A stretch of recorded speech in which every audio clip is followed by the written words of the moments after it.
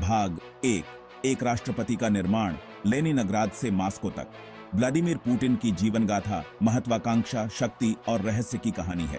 1955 में लेनिनग्राद, जो अब सेंट पीटर्सबर्ग है, में जन्मे पुतिन का पालन पोषण साधारण था। उनके माता पिता ने उनमें देशभक्ति और अनुशासन की भावना भरी। छोटी उम्र से ही पुतिन जासूसी और रोमांच की कहानियों की ओर आकर्षित थे। एक किशोर के रूप में पुतिन अपनी पढ़ाई में आगे रहे और उन्हें जूडो का शौक पैदा हुआ। यह अनुशासन और दृढ़ संकल्प बाद में उनके राजनीतिक जीवन में बहुत काम आया। हाई स्कूल से स्नातक होने के बाद पुतिन ने लेनिनग्राड स्टेट यूनिवर्सिटी से कानून की पढ़ाई की। इन्हीं वर्षों में उनका केजीबी से संपर्क हुआ। 1974 में पुतिन केजीबी में शामिल हुए, जिसने उनके जीवन को एक नया मोड़ दिया। जासूसी, प्रति खुफिया और राजनीतिक विश्लेषण में उनके प्रशिक्षण ने उनके विश्व दृष्टिकोण को गहराई से प्रभावित किया। 1980 में बर्लिन की दीवार का गिरना और 1990 में सोवियत संघ का पतन पुतिन पर गहरा प्रभाव डाला।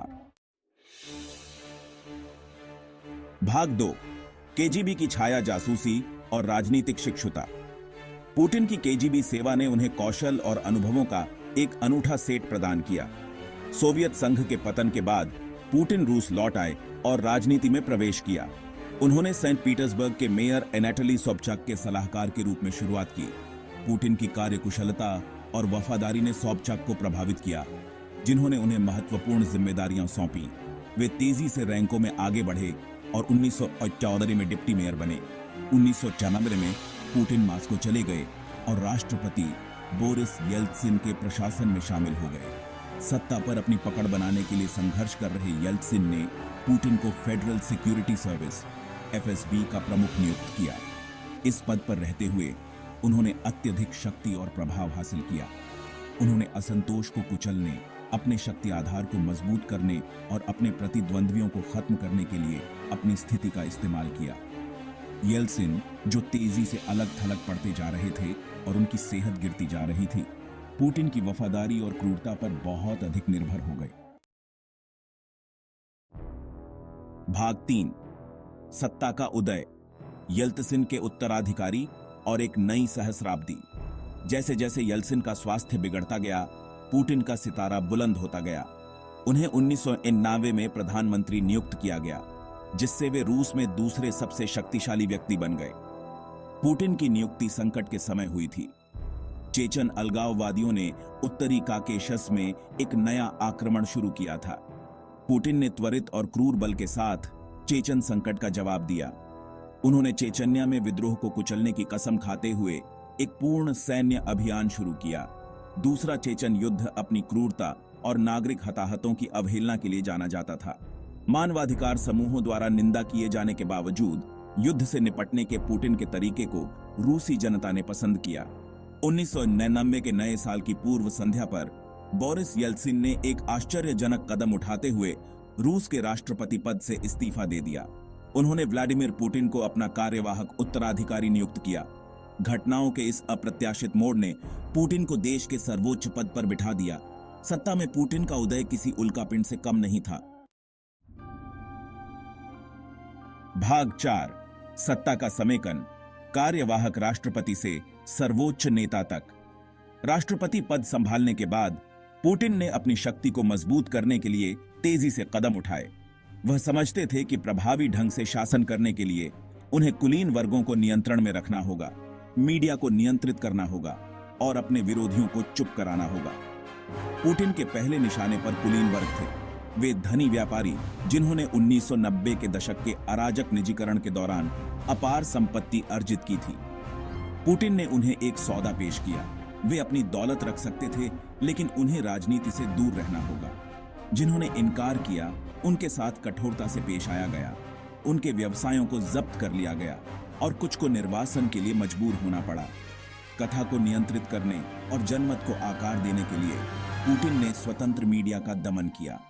वह टेलीविजन की ताकत को समझते थे और इसका इस्तेमाल ताकत और स्थिरता की छवि पेश करने के लिए करते थे। आलोचनात्मक पत्रकारों को परेशान किया गया, धमकाया गया और चुप कराया गया।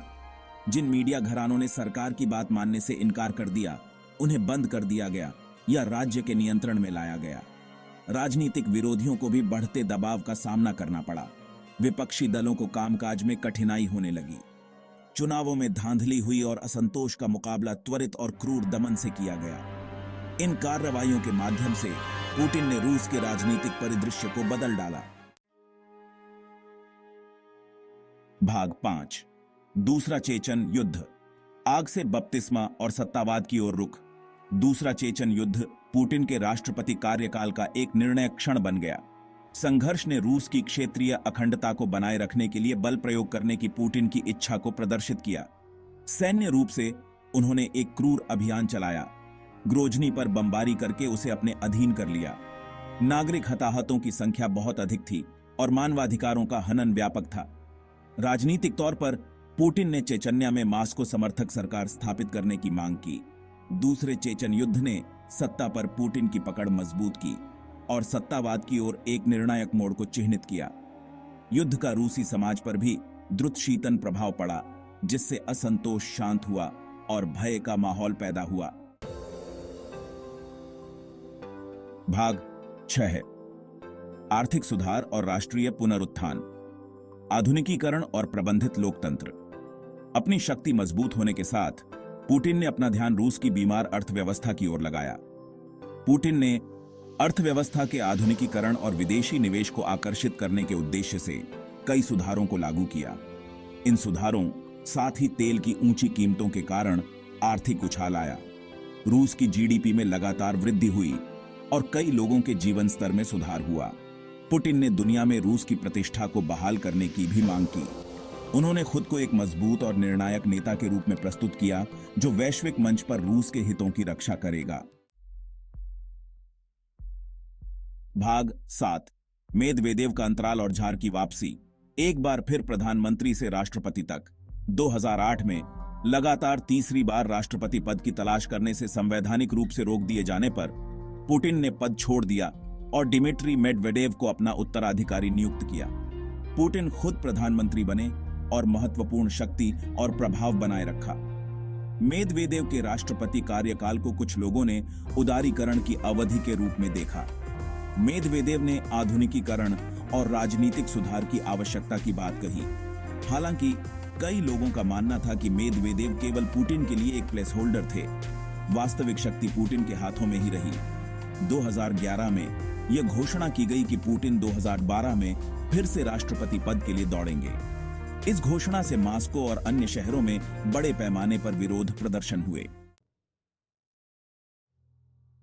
भाग 8, क्रीमिया का विलय और यूक्रेनी संकट। भू राजनीतिक परिदृश्य को फिर से आकार देना।